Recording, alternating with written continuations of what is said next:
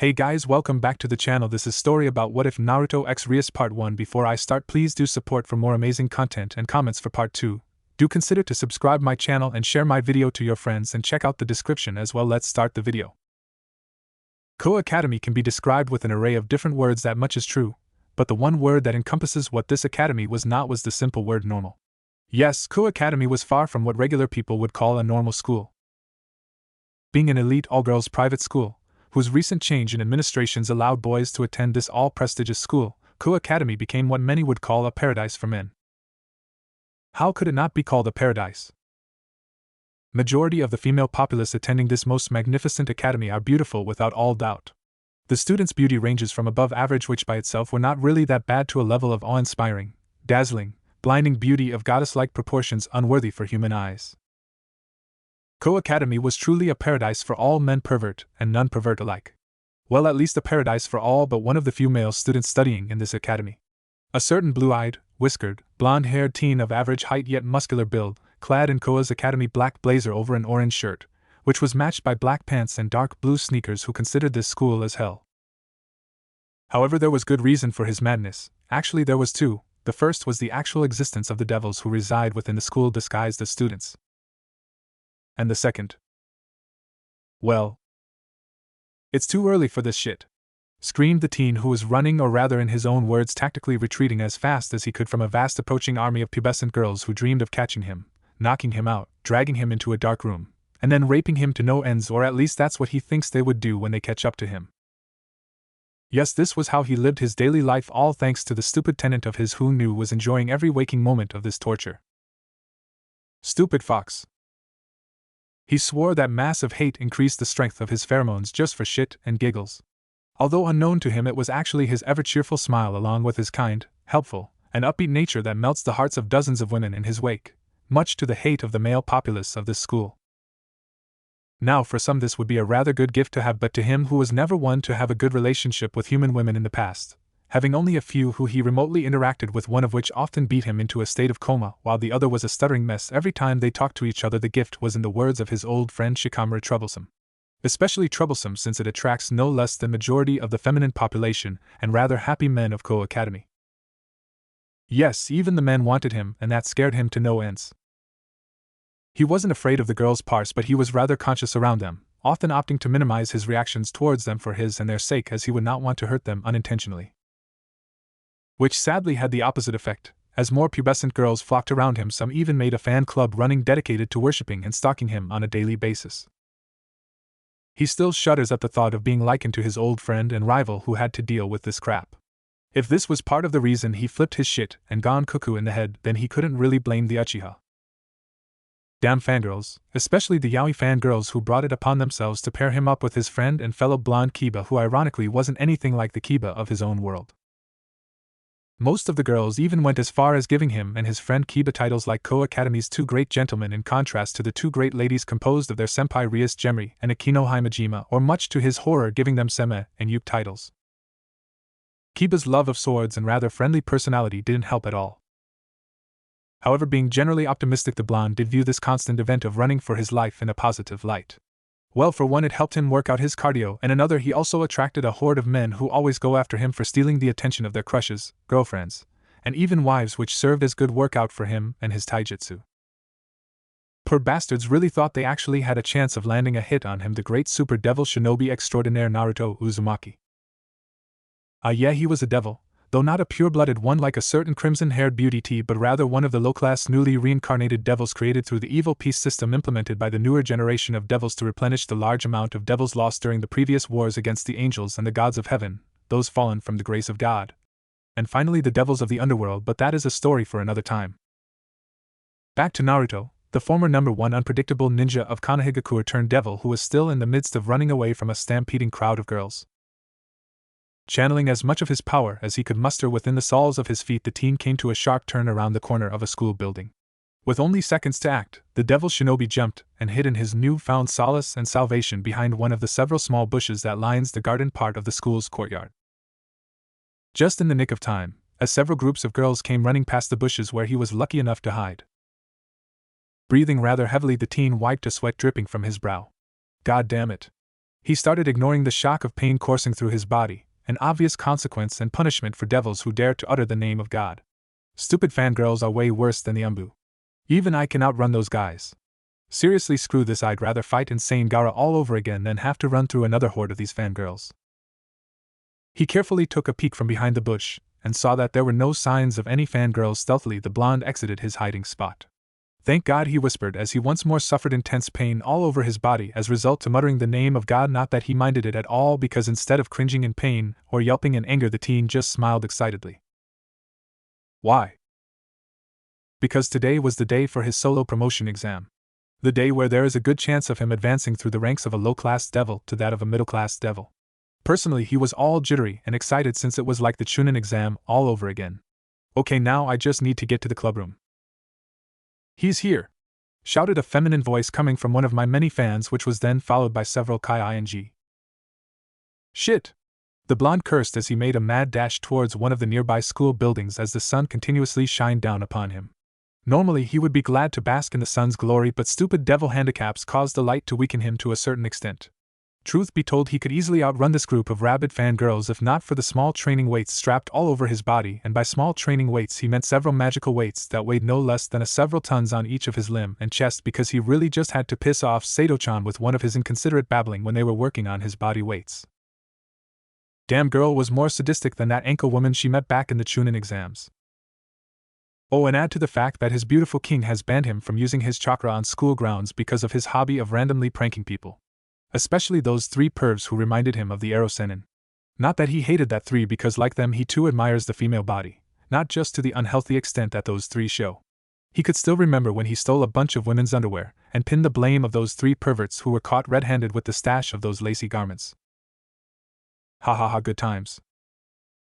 Now that he thought about it, this trouble with women of all ages may be a form of retribution or karma from his earlier pranks in both this world and the past. Nah, impossible. It's not like some kind of God-insert severe shock of pain that almost made him miss a step and fall prey unto his fans would purposely mess with his life for shit and giggles. The blonde chuckled nervously as he ran inside the school building, plowing his way through several other students who had varying reaction to his presence. The girls were squealing as usual, the guys were glaring at him with intense hatred. Only a select few people, mainly devils hidden in the crowd, gave him a happy nod of acknowledgement accompanied by a kind smile. He ran through the hallways with all his might, evading his rabid fans while giving a wink towards a relatively petite and silent girl with white hair and hazel eyes who was munching on a donut. Ohio, Nico-chan. The girl was kind enough to stop mid-bite and nod towards his direction. Ohio, Naruto-senpai, was the girl's quiet reply as Naruto ran past her, giving her a short rub on her hair before running towards the nearby staircase. Thanks for the training last night, I'll see you later, okay? I'll treat you to ramen if I pass, exclaimed the ever-grinning blonde as he ran up the flight of stairs, leaving behind a small dust cloud on his wake. I'd like that, the girl replied before returning her attention to her snack. What did he mean training last night? Did that bastard just wink on Kaneko-chan? What did he mean see you later? A date? Did he ask her for a date? He called her Nico-chan. Kill that bastard. After him. God damn it! Shouted Naruto, who again was shocked for saying the name of God as he looked behind him too and saw that aside from his fangirls, several men, specifically the undying members of the KKK or Kito Kito Kaneko, a fan club dedicated to the school's #1 mascot Kaneko Tuju, who viewed him as the #1 treat to their beloved's chastity. This momentary distraction caused a rather unusual blunder, as the blonde ninja mistakenly bumped on and fell on top another person who was trying to walk down the stairs. Quickly getting out of his momentary daze, the blonde came upon the realization of who he just bumped and what particular soft part of her anatomy he found his left hand pressed up against. Squeeze. His face immediately went pale and lost all of its color. He was on top of no other than one of the two great ladies of Ko Academy. The one and only buxom long black-haired beauty and closet sadist Akino Himejima. Well shit. Era, how bold of you. To try and attack a pure and innocent maiden in broad daylight, Erokitsun, she said with her usual elegant and gentle tone, but her deep violet eyes said differently as they showed a hint of amusement behind them. What could she be amused at? How the bastard is taking advantage of Akino-senpai. Pry off his balls. Kill him. Ah. That was the wrath of her fan club. The AI Akino, who viewed him as their main enemy, were now also burning with a deep, passionate hatred to maim him for publicly assaulting and groping their goddess. Yep, they'll probably join the mob going after him. In a flash of speed that would have made even his late father blink, the Jinchuriki quickly separated from his bombshell of a senpai. You're loving this, aren't you? He asked as he extended his hand towards her and quickly helped her up. Yep. She admitted, letting out a small giggle as she observed the mob closing the distance between themselves and the blonde. But are you sure you have the time to be running around here? Isn't there a more important place you should be right now? The shinobi chuckled as he scratched the back of his head in a rather goofy manner. I know, but you know how I'm a magnet for trouble even when I'm trying my best to avoid it, he said while helping his kings clean up. I'll see you later, okay? Yes, I'll see you later, Ero-kitsune. Yeah, see you later, Sato-chan, quipped the blonde in an offhanded way as he ducked down to avoid a dictionary thrown at him by one of the men in the huge mob. Your aim sucks. Aim better next time, Databeo, he shouted before shooting past a rather amused-looking Akino, running up a flight of stairs with renewed vigor. Kaya Naruto-sama is so cool and awesome.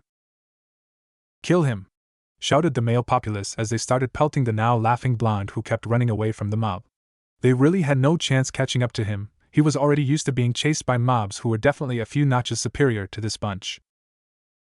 Before he could reach the last flight of stairs leading to the rooftop, the blonde's ears picked up a familiar-sounding voice of his only male friend within the academy. Ohio, Naruto-san. Tilting his head to the direction of the voice, he saw his fellow blonde and second-year student Kiba Yuto. Ohio, Kiba. Naruto returned the greeting with a quick wave. Sorry man, but as much as I want to talk to you, I'm busy? Yeah, let's go with that, busy. Running away from a mob of both girls and guys again? You know me. A light bulb appeared on top of his head. Ano, Kiba, can you help me by getting the attention of the girls? Nope, that wouldn't be nice for them, Naruto-san, kindly replied Yuto with his bishy sparkle and all. Oh come on man, take off your shirt or something. Make them join your fan club and not mine please, I'll even treat you to ramen, Databeo. Kiba tilted his head to the side in a confused way. Era, I have a fan club? Yes, you damn Casanova, Naruto jokingly shouted as he went by Kiba, turning towards the last flight of stairs leading to the rooftop. Kiba chuckled as he waved at the running blonde. Haha, I guess I'll see you later. I wish you luck on your exam, Naruto-san. Thanks man, was Naruto's simple reply as he gave a small wave back at Kiba, before stopping and forcefully kicking open the normally locked door leading to the school's rooftop. Kaya, Naruto-sama. Kaya, did he just talk to Kiba-sama? Kya Narukiba Kyao. I'm fucking not gay, shouted the whiskered devil who ran towards the rooftop, stopping only in front of the steel railings placed around the roof for the sake of protecting students from falling over and most likely suffering a terrible death. We've got him cornered, shouted several voices from the crowd, which were only a few feet away from catching their prey. The very same prey who smirked as he suddenly climbed on top of the steel railings, balancing himself as he turned towards the crowd. This is the day you people will always remember as the day you almost caught Naruto Uzumaki. He boasted out, much to the disbelief of the crowd who believed him to be helpless and cornered. He wouldn't. A certain brown-haired pervert amidst the great crowd muttered out as he realized what the blonde teen was planning. He's not really going to jump, right? He jumped. There was a moment of absolute silence as all present in the rooftop desperately processed what just happened. One of the school's heartthrobs just jumped off the rooftop, possibly killing himself. Hoo-hoo. Hell yeah. Databeo. Or not. Rushing to the school railings, the mob looked down and saw the relatively unharmed and laughing form of Naruto Uzumaki, who was standing in the middle of the school's clearing. It was like he didn't even jump from 5 stories high above the schools. Smiling, the blonde devil turned towards the school rooftop where the groups who were running after him stood dumbfounded with their jaws dropped over the audacity of his actions. That was a good run, but try better next time, okay? He shouted while waving his hand at them before spinning around and running towards his original destination. To anyone else, that entire ordeal could have been described as pure and utter insanity and chaos, but to him, to Naruto Uzumaki, it was nothing but a daily event he had to live with. Truth be told, he'd rather have days like this one and not the ones he experienced as a kid back in his old home of Konoha. He chuckled. Gone were the days of him shouting about promising himself to become the village's Hokage so that he could gain the acknowledgement of his village. Those days were replaced with happy times of hanging around with his new peers who have already acknowledged him for his worth and care little about the demon that he carries. Why should they be alarmed? They were devils after all. It was ironic that the people who he can actually call friends, and not of the type that would cruelly mock him, physically hurt him, or suddenly betray him were, and again his life really has gone through a drastic change because of her. Yes, all because of her. A soft smile made its way to his face as he ran towards the old schoolhouse, slowly reminiscing of his first day in this world along with the events that led to his faithful meeting with his king. A pledge to my king. Flashback. Panic-stricken blue eyes flashed open as Naruto regained consciousness and began to perceive the world around him. A fresh of breath air went into his systems, giving him just enough to wheeze and cough out loudly. He took a deep breath, greedily welcoming the object his body so desperately needed. What in God's name hit me? The blonde slowly rose from where he laid, only to fall as quickly as he rose. He clutched his head as a wave of intense vertigo coursed through his mind, threatening to split and smash its content into pieces. It was the most intense feeling of pain that he has ever felt in his whole life. He screamed in pain before passing out. He eventually regained consciousness once more. This time he did not feel the great pain which previously assailed him, enabling the blonde shinobi to get up from the bed. He did not know where he was, but he was inside a room. A bedroom to be exact, and the most lavish-looking room he has seen in his entire life, despite it looking considerably a tad bit too girlish for his taste. And what the heck were all those posters around the room with the words anime and magical girls written on them? He shook his head. Where the heck am I? He mumbled to himself as he looked around and observed the great purple sky, which showed no hint of being either night or day from outside the rather large window on the opposite side of his bed. As far as he was concerned, the sky was never that dark. The blonde-haired 12-year-old boy placed his hands upon his temples and started rubbing them. Okay, think Naruto, think what the hell happened. He closed his eyes. All he could remember was that he was on a mission to retrieve Sasuke, who he had to fight. The fight itself was a blur to his mind, but he could remember that he and his friend exchanged their strongest attack, meeting head-on before he was enveloped in a large cocoon of pure black miasma that brought him to a place of nothingness, an endless void where in every direction was a mix of iridescent colors. Yeah. It was like he was looked through an infinite kaleidoscope. Oh good, you're awake. Turning his head towards the direction of the voice, the young Uzumakis felt his jaw slacken. With his cerulean blue eyes wide as plates, he gazed upon the prettiest girl he has seen in his entire life. She looked to be around his age, maybe a year older, with clad in a crimson-colored dress that showed off a bit of her developing curves and assets. Yes, a beautiful crimson-colored dress matched only by the object that entranced him to no ends. Her long hair. It was a shade of beautiful crimson, much like blood, freely flowing down, stopping around her waist. Loose, beautiful crimson strands covered her forehead, and a few strands framed her rather angelic face. Sakura had nothing on this girl. Her blue-green eyes met his cerulean orbs as the two remained silent for a moment. An ephemeral silence that was soon broken by the crimson-haired beauty.